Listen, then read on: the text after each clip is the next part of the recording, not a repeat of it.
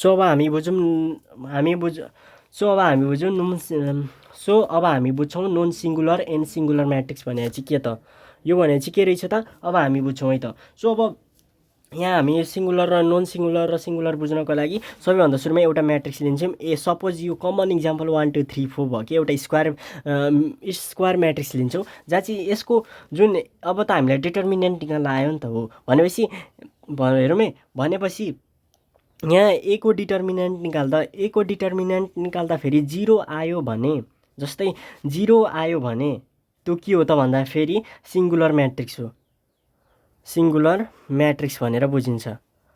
अब non singular matrix आयो भने चाहिँ ए को डिटर्मिनेन्ट निकाल्दा 0सँग इक्वल आएन, 0 आएन, ठ्याक्कै 0 आएन। ए को डिटर्मिनेन्ट चाहिँ ठ्याक्कै 100 अथवा 2 -1 -6 यस्तो जति पनि आउँछ न्युमेरिकल भ्यालुहरू आयो भने चाहिँ यो चाहिँ के रहेछ त भन्दाखेरि नन सिङ्गुलर म्याट्रिक्स रहेछ। र अब म यहाँ के भनिदिन्छु भन्दाखेरि डिटर्मिनेन्ट त हामीले हेरौँ है डिटर्मिनेन्ट चाहिँ के हुँदो रहेछ त भन्दाखेरि सिङ्गुलर म्याट्रिक्समा चाहिँ डिटर्मिनेन्ट 0 हुँदो रहेछ भने नन सिङ्गुलर म्याट्रिक्समा डिटर्मिनेन्ट के हुँदो रहेछ त 0 हुँदैन, अरू केही न केही न्युमेरिकल भ्यालुहरू हुँदो नै रहेछ भन्ने हामीले बुझ्यौँ है त। सो अब हामी एक्सर्साइजतर्फ लाग्छौँ है त। सो यहाँ क्वेसनहरू तपाईँहरू स्क्रिनमा देख्न सक्नुहुन्छ। यो क्वेसनहरू चाहिँ तपाईँहरू के गर्नुहोस् भन्दाखेरि स्क्रिनसट लिनु है त। अब यहाँ हेरौँ क्वेसन गर्दै गर्दाखेरि 1 नम्बरले भनौँ what is determinant of matrix, यो तपाईँहरू डिफाइन गर्न सक्नुहुन्छ। Determinant of the matrix is the के भन्न पनि सक्नुहुन्छ त भन्दाखेरि योभन्दा अगाडि हामीले के कुरा गरेका थियौँ, product of principal diagonal elements minus remaining diagonal element अथवा सिम्पली यो चाहिँ के हो त न्युमेरिकल भ्यालु भन्दा पनि भयो है त। ठिक छ। अब बी नम्बरले भन्यो define singular and non singular matrix. Non singular र सिङ्गुलर म्याट्रिक्स भनेको के हो कन्सेप्ट अहिले भर्खर मैले भन्दै। सिङ्गुलर म्याट्रिक्स भनेको चाहिँ के रहेछ त भन्दाखेरि डिटर्मिनेन्ट जसको डिटर्मिनेन्ट 0 आउँछ त्यो नि सिङ्गुलर म्याट्रिक्स हो भने जसको डिटर्मिनेन्ट 0 आउँदैन अरू केही न केही भ्यालु आउँछ त्यो नि के रहेछ त भन्दाखेरि हाम्रो के रहेछ त भन्दाखेरि नन सिङ्गुलर म्याट्रिक्स रहेछ नि होइन। अब यो पनि बुझ्यौँ। अब सी नम्बरले भनौँ write the example of singular matrix. Singular म्याट्रिक्सको लागि इक्जाम्पल राइट गर्नुपर्ने छ अरे।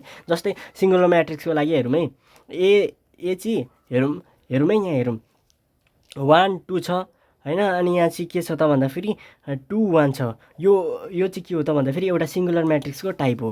जस्तै यहाँ डिटर्मिनेन्ट निकाल्दिउँ न, ए को डिटर्मिनेन्ट निकाल्दाखेरि 1 × 2 2 यो मोडुलस है, यो मोडुलस अन्डर 2 1 जा 2 अनि माइनस 2 1 जा 2 किनकि माइनस 2 1 जा 2 2 - 2 भनेको त कति 0 भनेपछि देयरफर यो पनि एउटा एज अ इक्जाम्पल हो। जुन चाहिँ 0 भनौँ न डिटर्मिनेन्ट 0 आउने खालको म्याट्रिक्स नै के हो त भन्दाखेरि सिङ्गुलर म्याट्रिक्स हो नि त हो यो कुरा। अब 2 नम्बरले भनौँ write the values of the determinant of the following matrices. अब म्याट्रिसेस के दिएको छ त भन्दाखेरि ए नम्बरको है डिटर्मिनेन्ट निकाल्नु पर्नेछ। जस्तै म्याट्रिसेस यहाँनिर 5 दिएको छ। अब मैले यो कुरा गरौँभन्दा पनि अगाडि चाहिँ मैले तपाईँहरूले एउटा कुरा गर्नै बिर्सेछु है त। सो तपाईँहरू म के भन्दैछु त भन्दाखेरि यसको बारेमा चाहिँ यदि यहाँ हेरौँ हामीसँग हेरौँ यहाँ स्क्वायर बेस म्याट्रिक्सको बारेमा मैले भनेको छु, तर हामीलाई के दिएको छ त भन्दाखेरि 1 × 1 अथवा हामीले सिम्पली धेरै जस्तो देख्ने भनेको 2 × 2 म्याट्रिक्स हो। यो 1 × 1 आयो भने पनि चिन्ता नगरौँ म भन्दैछु। यदि 1 × 1 भनेको त म्याट्रिक्स यो हो नि त 1 × 1 खालको म्याट्रिक्स आयो भने यसको डिटर्मिनेन्ट जे छ यो म्याट्रिक्सको एलिमेन्ट त्यही नै हुन्छ। डिटर्मिनेन्ट अफ यो यदि ए हो भने ए को डिटर्मिनेन्ट नि के नै हुन्छ त भन्दाखेरि 1 नै हुन्छ। यदि ए को एलिमेन्टहरू 1 × 1 मा -100 नै छ भने यसको डिटर्मिनेन्ट पनि -100 नै हुन्छ।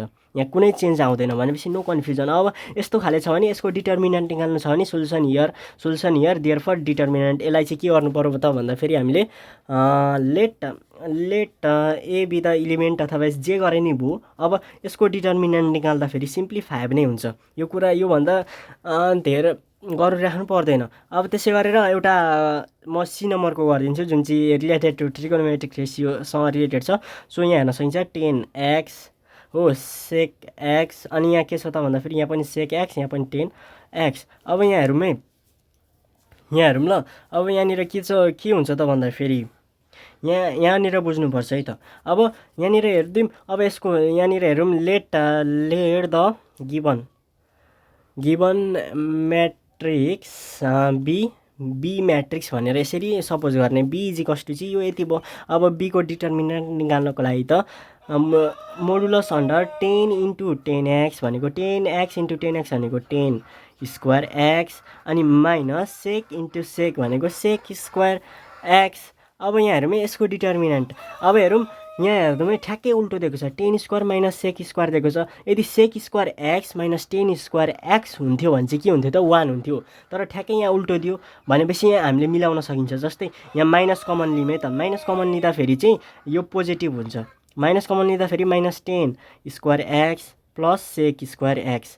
अब यसलाई यसो अब्जर्भ गरौँ त, sec square x minus 10 square x भनेको कति हो त माइनस, यहाँ हेरौँ न एक्स भनेको त ठिटा हो है, जस्ट ठिटा। सेक स्क्वायर ठिटा माइनस 10 स्क्वायर ठिटा मिन्स 1 राइट। सो यो भनेको चाहिँ कति हो त 1 भनेपछि 1, यहाँनिर त माइनस छँदैछ, यो पोर्सन भनेको चाहिँ 1 मात्रै हो, -1 भनेपछि यो कति आयो त -1 आयो। सो डिटर्मिनेन्ट यसरी निकालिन्छ। अब त्यसै गरेर अरू क्वेसन हेरौँ 3 नम्बर 4 नम्बर।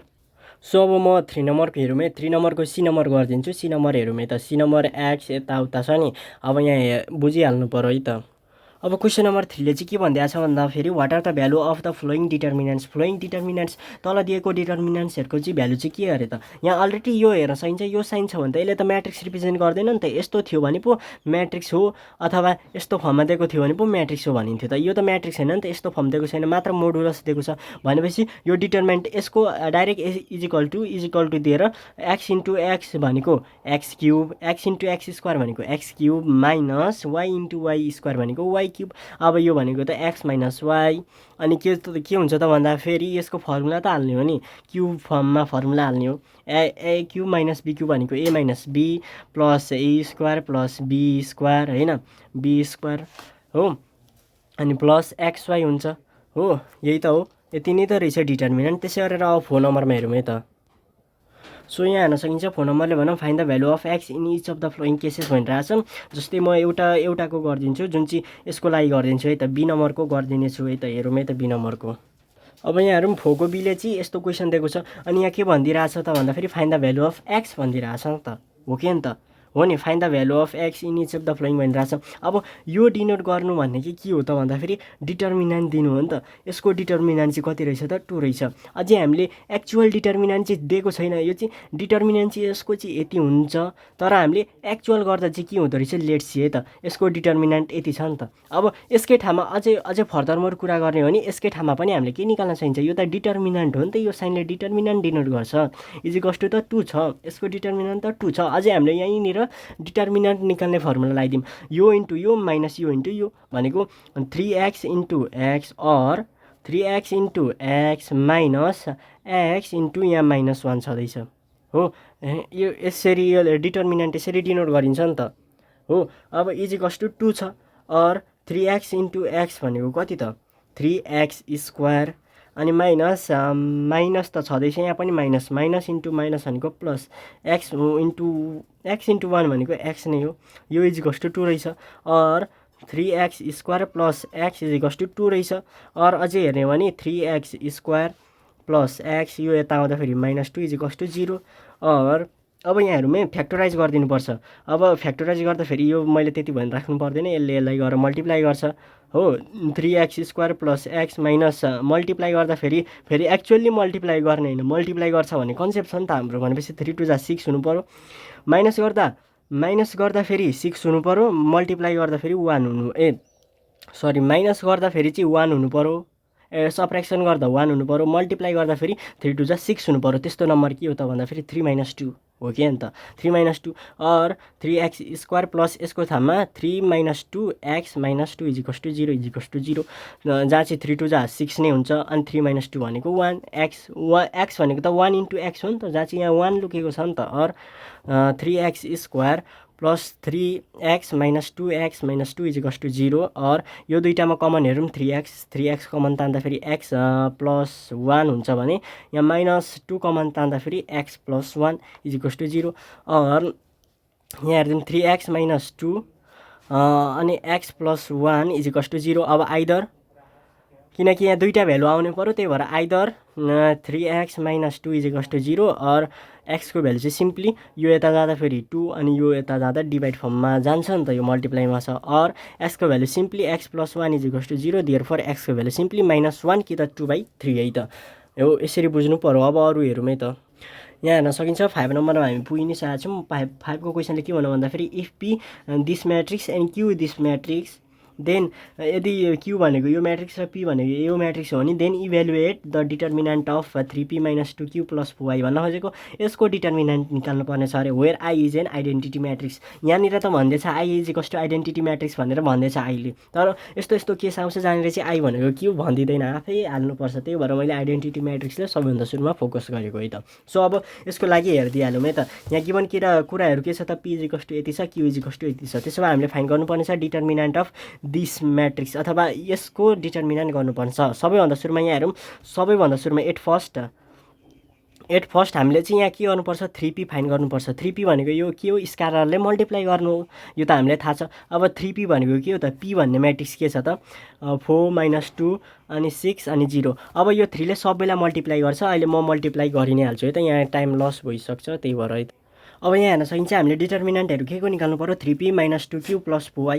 3p को लागि चाहिँ सबैभन्दा सुरुमा पीलाई त 3 ले मल्टिप्लाई गर्नु पर्यो। पी त यो छ, अब 3 ले मल्टिप्लाई गर्ने जुन चाहिँ रिजल्टेन्ट क्यू आउँछ। त्यसै गरेर 2q पनि चाहियो। 2q भनेको चाहिँ यो क्यूलाई 2 ले मल्टिप्लाई गरिदिने, सबै होलले डिभाइड मल्टिप्लाई गर्दा यो आउँछ। अनि त्यसै गरेर 4i, आई भनेको त क्यू हामीलाई थाहा छ, यो हो आइडेन्टिटी म्याट्रिक्स भनेको, राइट। अनि आईलाई चाहिँ केले मल्टिप्लाई गर्नु भन्दाखेरि हाम्रो आईलाई चाहिँ 4 ले मल्टिप्लाई गरिदिनु। अनि सिम्पली मल्टिप्लाई गरिसके पछाडि 3p - 2q + 4i चाहिँ यसरी हाल्ने, यो 3p हो, यो 2q हो, यो 4i हो यसरी हाल्ने। अनि यताउता एडिसन सब्ट्र्याक्सन गर्दै गर्दाखेरि यति आउँछन्। यो भनेको 3p - 2q + 4i चाहिँ यति, यो म्याट्रिक्स आयो। अब यो म्याट्रिक्स भन्नु नै यो म्याट्रिक्स हो। अब यो म्याट्रिक्सको चाहिँ के त डिटर्मिनेन्ट, अब यसको डिटर्मिनेन्ट भनेको 12 × 0 अनि -18 × -16 भनेको जहाँ चाहिँ 22 × 0 = 0 अनि माइनस प्लस 18 × 16 जति आउँछ त्यति नै भ्यालु राख्ने, त्यो नि हो के हो डिटर्मिनेन्ट। कतिको बुझिन्छ, स्लो मोसनमा हेर्दा हुन्छ है त, किनकि मसँग स्टोरेज अलिकति कम छ रेकर्डिङ गर्नको लागि है त, त्यही भएर छिटो भनेको।